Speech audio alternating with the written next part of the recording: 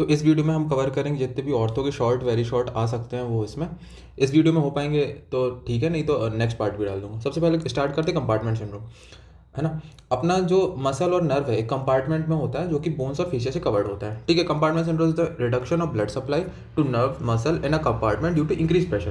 Pressure बढ़ने के कारण ब्लड सप्लाई कम हो जाती है मसल और नर्व में, तो उसको बोलते हैं कंपार्टमेंट सिंड्रोम, ठीक है। यहाँ देख सकते हो मसल और जो मसल्स के बीच में यहाँ पर नर्व्स और ब्लड वेसल प्रेजेंट है, ठीक है। यहाँ पर हेमरेज हो गया, कुछ हो गया तो ये मसल्स का साइज बढ़ गया और यहाँ पर नर्व सप्लाई और ब्लड सप्लाई चली जाएगी, ठीक है।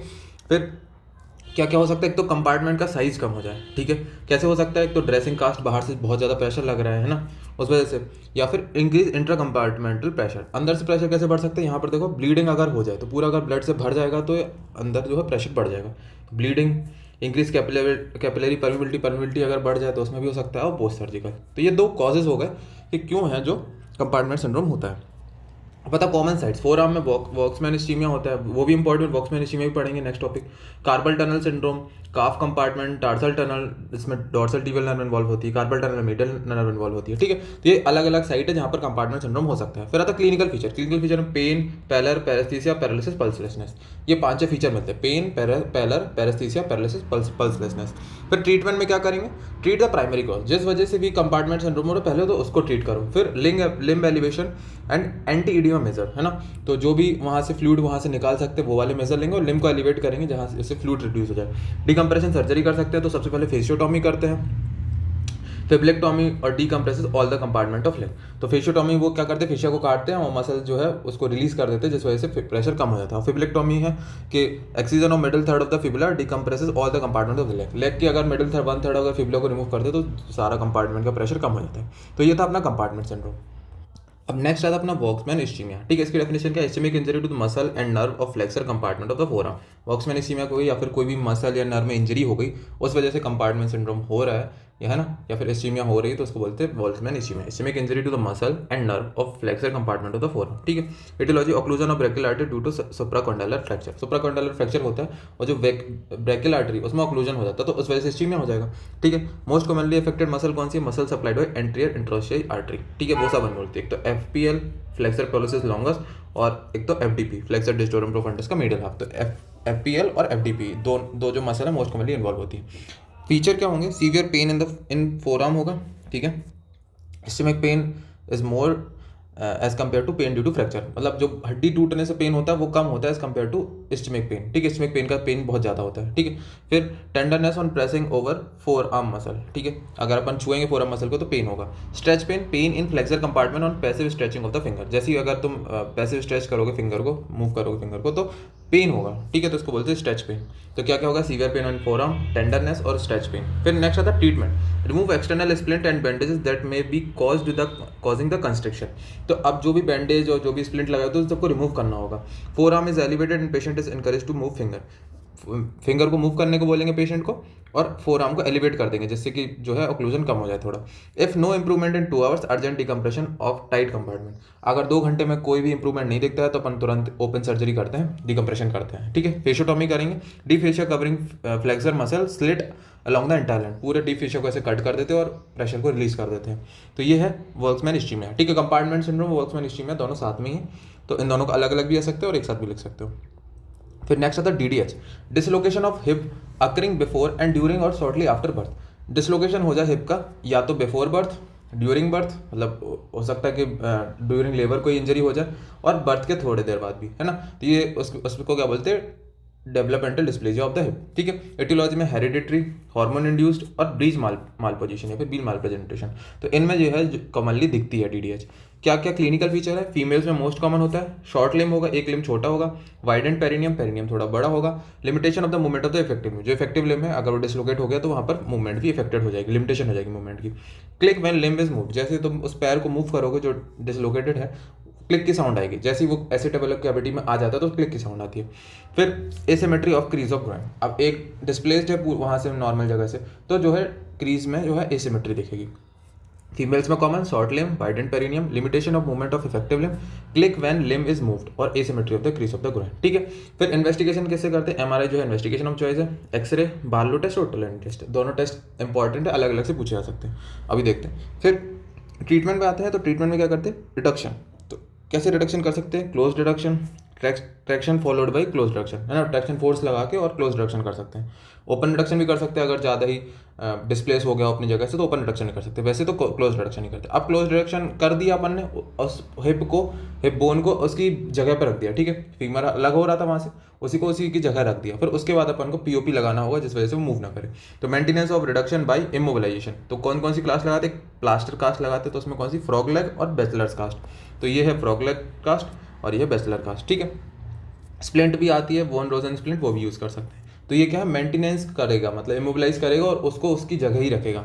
फिर एसेटेबुलर रिकंस्ट्रक्शन सर्जरी, अगर स्प्लिंट से काम नहीं चल रहा है, कास्ट से काम नहीं चल रहा, तो अपन को फिर सर्जरी करनी पड़ेगी। तो 3 सर्जरी होती है, सोल्टर ऑस्टियोटॉमी, चियारी ऑस्टियोटॉमी और पेम्बर्टन ऑस्टियोटॉमी, ठीक है, ये सर्जरी होती है ना। देखो सोल्टर में ये वाला पार्ट कट करके यहाँ कर दिया, है ना। ऐसे ही है, अलग अलग सर्जरी, डिटेल में जाने की नाम जरूरत नहीं है, बस नाम याद कर लो, सोल्टर ऑस्टियोटॉमी, चियारी ऑस्टियोटॉमी, पेम्बर्टन ऑस्टियोटॉमी, ठीक है। डीडीएच में एक तो ये पूछते शॉर्ट में, और ऑटोलानी कभी कभी अलग से 2 नंबर में आते हैं, तो उसको डिस्कस करते हैं। सबसे पहले तो ऑटोलानी क्यों करते हैं? डीडीएच को डायग्नोस करने के लिए करते क्या है? Hip and knees are held in a flexed position and gradually abducted, दोनों को फ्लेक्स करके रखते हैं, नी फ्लेक्स है और हिप भी फ्लेक्स है, ठीक है, दोनों को फ्लेक्स पोजीशन में रखा और स्लोली क्या करते हैं? अबडक्ट करते हैं, ठीक है, बाहर की तरफ ले जाते हैं, ठीक है। एक click of entrance will be felt as a femoral head slips into the acetabulum from the position of dislocation, dislocated position से जो बाहर था ये इसका हिप हेड जो बाहर था फीमर का, वो जैसे ही एबडक्ट करोगे वो उसके एसिटिबुलम कैविटी में फंस जाएगा, तो क्लिक की साउंड आएगी।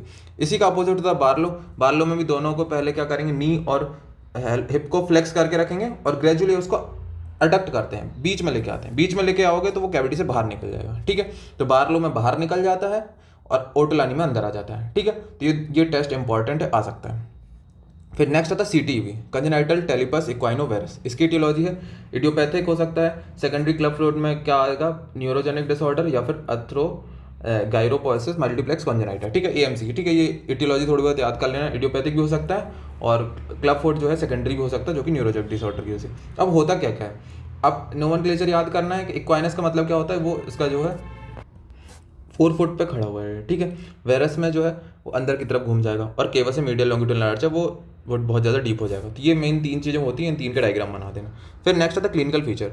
तो अब जो क्लिनिकल फीचर है उसके हिसाब से कि क्या क्या सिम्टम मिलते हैं, ठीक है। तो सीटीवी के नाम से समझ में आ रहा है, टेलिपस इक्वाइनोवायरस, ठीक है, जो उसके बाहर से दिख रहा है वो तो है ही। फिर कब कब डिटेक्ट होता है उसके हिसाब से, जैसे डिटेक्टेड एट बर्थ, तो CTV is detected eight the time of routine screening of the newborn for congenital malformation. तो बर्थ के टाइम पे भी डिटेक्ट हो सकता है, अपन कंजेनाइटल मालफॉर्मेशन, एनोरेक्टल मालफॉर्मेशन वगैरह देखते हैं तो उस टाइम भी सीटीवी हो सकता है diagnose. Broad during the early infancy, early infancy में कैसे कि कुछ जो रूरल एरिया होते हैं वहाँ पर जो प्राइमरी हेल्थ सेंटर पे अगर डिलीवरी हुई तो उसके बाद जो है 3 से 6 वीक के बाद वो हॉस्पिटल में लेके आते हैं और वहाँ पता चलता है कि इसको क्लब फुट है। और broad during the late infancy and early childhood, तो कैसा हो सकता है कि अगर किसी का ट्रीटमेंट चल रहा हो और डिफॉर्मिटी वापस से हो गई या फिर करेक्ट नहीं हुई तो जो है वो लेट इन्फेंसी में भी आएगा, ठीक है। तो ये 3 तरीके से प्रेजेंट कर सकता है, ड्यूरिंग बर्थ मतलब एट द बर्थ, फिर उसके बाद ड्यूरिंग अर्ली इन्फेंसी और फिर लेट इन्फेंसी। फिर अपन को डायग्नोसिस कैसे करना है? डायग्नोसिस कैसे करते हैं? If the toe is touching anterior aspect of shin और dorsiflexion then foot is normal. तो नॉर्मल क्या होता है बच्चों में? ये जो आगे वाला टो रहता है वो शिन को टच कर लेता है, अगर वो टच नहीं कर पा रहा तो कोई ना कोई डिफॉर्मिटी है। एक्सरे भी कर सकते हैं, एक्सरे करते हैं फुट में अपन, और टेलोकैल्किनियन एंगल जो है अपन मेजर करते हैं एपी और लेटरल व्यू दोनों में, और जो नॉर्मल फुट का एंगल होता है हमेशा 35 डिग्री से ज़्यादा होता है, लेकिन सीटीवी में कम हो जाता है। इसको काइट्स एंगल भी बोलते हैं, जो 35 डिग्री से ज़्यादा होता है नॉर्मली, पर इसमें सीटीवी में कम हो जाएगा। इसके बीच में टेलोकैल्किनियन एंगल, ठीक है। फिर ट्रीटमेंट में सबसे पहले प्रिंसिपल ऑफ ट्रीटमेंट क्या है? इसमें अपन को क्या करना है? करेक्शन ऑफ द डिफॉर्मिटी और उसका मेंटेनेंस करके, डिफॉर्मिटी को करेक्ट करके रखना है और वो अपनी जगह पे मेंटेन रहे वो भी करके रखना है। फिर नॉन ऑपरेटिव में सबसे पहले आता है पॉन्सेटी टेक्निक, है ना। इसमें सीरियल मैनिपुलेशन और पीओपी लगाते हैं अपन 1 साल के लिए। According to Ponseti the calcaneo cuboid navicular complex is internally rotated under the plantar flex talus in the deformity, ठीक है। ये इसका प्रिंसिपल है कि कैसे करते हैं, ठीक है। तो अपन को इसे करेक्ट करने के लिए टेलस को क्या फलक्रम बना के रखते हैं, ना, पूरा जो प्रेशर आता है वो टेलस पे आता है, टेलस के हेड पे। By doing this the calcaneo cuboid navicular complex is externally rotated under the talar head, ठीक है। तो इसको करने के कारण क्या होता है? जो कैलकेनियो क्यूबॉइड का पूरा कॉम्प्लेक्स है तीनों बोन का, वो एक्सटर्नली रोटेट हो जाता है। होता क्या है सीटीवी में? अंदर की तरफ पैर मुड़ा रहता है, और जो अपन ये पॉन्सेटी टेक्निक कर रहे हैं इससे जो एक्सटर्नली रोटेट होता है, बाहर की तरफ रोटेट हो जाता है, ठीक है। थोड़ा टफ है ये। फिर उसके बाद तो ऑपरेटिव में पीएम सॉफ्ट टिश्यू रिलीज, ठीक है। तो पीएमएसटीआर बोलते हैं इसको। ऑपरेटिव टेक्निक अगर इससे काम नहीं चल रहा मैनिपुलेशन से तो अपन को ये करना पड़ेगा। फिर limited soft time release, tendon transfer और टेपर आर्थोडेसिस, ठीक है। तो ये सर्जिकल मेथड है। अगर ये मैनिपुलेशन से काम नहीं चल रहा है तो अपन ये कर सकते हैं PMSTR, limited soft tissue release, tendon transfer, triple arthrodesis. ठीक है, फिर आता मेथड टू मेंटेन करेक्शन। एक तो CTEV splint, Denis Browne splint आ सकता है, और CTEV शूज। ये जो है लॉन्ग टर्म मेंटेन करने के लिए CTEV शूज पहना के रखते बच्चों का, अगर करेक्ट हो गया तब भी। ठीक है, तो ये CTEV शॉर्ट फॉर्म में, शॉर्ट में आता है बहुत ज़्यादा, तो इसलिए ज़्यादा डिटेल में नहीं आता है। फिर आता है frozen shoulder. Glenohumeral joint become painful and stiff because of loss of resilience of joint capsule, possibly with adhesion between its fold।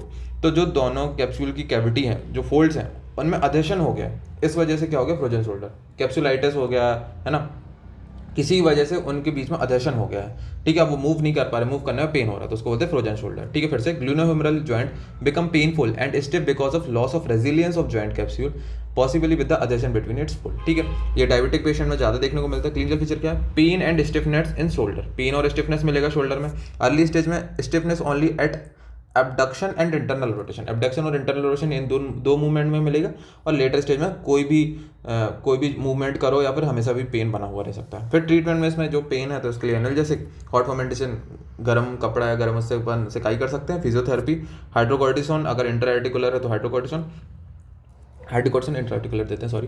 फिर मोबिलाइजेशन एक्सरसाइज। ठीक है, फिर आता अगला टार्डी नर्व पाल्सी। तो इसमें होता है क्या है, palsy of ulnar nerve due to frictional rub at the medial condyle every time elbow is flexed and extended.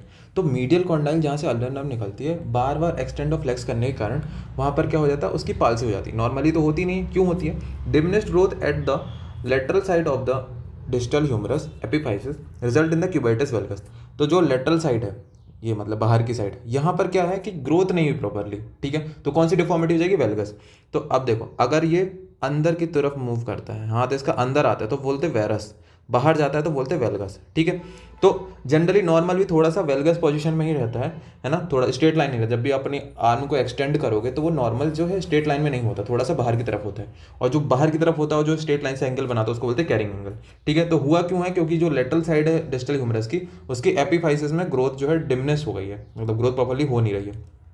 तो उसकी वजह से क्या होगा, जो हाथ है वो बाहर की तरफ चला जाएगा, तो क्या हो जाएगा, क्यूबाइटस वेल्गस हो जाएगा। ठीक है, और कैरिंग एंगल की डेफिनेशन लिख देना। कैरिंग एंगल क्या होती है, when the elbow joint is fully extended and supinated, the forearm and the arm do not lie in the straight line but form an angle। तो ये जो आर्म है और फोर आर्म है स्ट्रेट लाइन में नहीं है, कुछ एंगल बना रहा है, तो इसको बोलते हैं क्या, अपन कैरिंग एंगल बोलते हैं। क्लिनिकल फीचर क्या मिलेगा, अगर नर्व की पाल्सी हो रही है तो tingling, numbness in the distribution of ulnar, जहाँ जब ये अल्नर सप्लाई करती है वहाँ पर टिंगलिंग और नमनेस मिलेगी।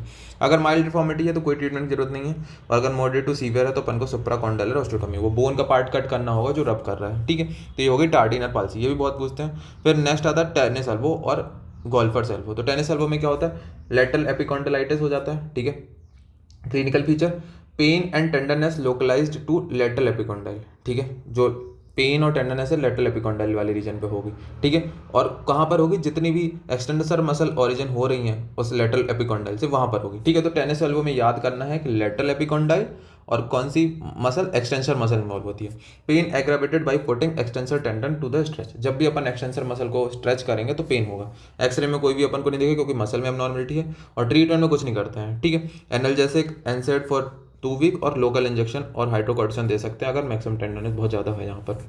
ठीक है, तो ये बस इतना याद करना, टेनिस एल्बो में कौन सा होता है एपिकॉन्डाइल इन्वॉल्व, लेटरल एपिकॉन्डाइल, और इसी का उल्टा हो जाएगा गोल्फर। तो गोल्फर में आ जाते हैं तो मीडियल एपिकॉन्डाइलिटिस बोलते हैं इसको। ठीक है, pain and tenderness localise to the medial epicondyle, में लेटरल एपिकॉन्डाइल से medial epicondyle. Forearm of a humerus at the origin of flexor muscle, उधर पे एक्सटेंसर मसल था, फ्लेक्सर मसल। एक्सरे में कुछ भी नहीं दिखेगा, ट्रीटमेंट में एनाल्जेसिक और एनसेड दे देंगे 2 वीक के लिए, और लोकल इंजेक्शन लगा सकते हैं हाइड्रोकॉर्टिसोन का, जहाँ पर भी मैक्सिमम टेंडरनेस है। ठीक है, फिर नेक्स्ट नॉन यूनियन बहुत पूछते हैं। When in a fracture the union does not progress at all and bones fail to unite, it is called as non union. जब भी दो बोन आपस में नहीं जुड़ती तो उसको नॉन यूनियन बोलते हैं। सिंपल सी डेफिनेशन, 2 टाइप के होते हैं, एट्रोफिक और हाइपरट्रोफिक। एट्रोफिक में मतलब कि जो आगे कैलस फॉर्मेशन ही नहीं हो रहा है, जो 2 बोन होती हैं आपस में जुड़ रही होती है, तो यहाँ पर कैलस फॉर्मेशन होता है और आपस में बोन जुड़ जाती है, पर यहाँ पर फॉर्मेशन नहीं हो रहा, तो एट्रोफिक। ठीक है, और हाइपरट्रोफिक का मतलब क्या हो जाएगा, बहुत ज़्यादा कैलस फॉर्मेशन हो गया। ठीक है, तो ये हो गया हाइपरट्रोफिक। फिर कॉमन साइड क्या है, neck of femur, scaphoid, lateral condyle of the humerus. ठीक है, कॉजेज क्या हो सकते हैं, रिलेटेड टू पेशेंट में ओल्ड एज है, ऑस्टियोमलेसिया, मैलिग्नेंसी, तो अच्छे से यूनियन नहीं होगा।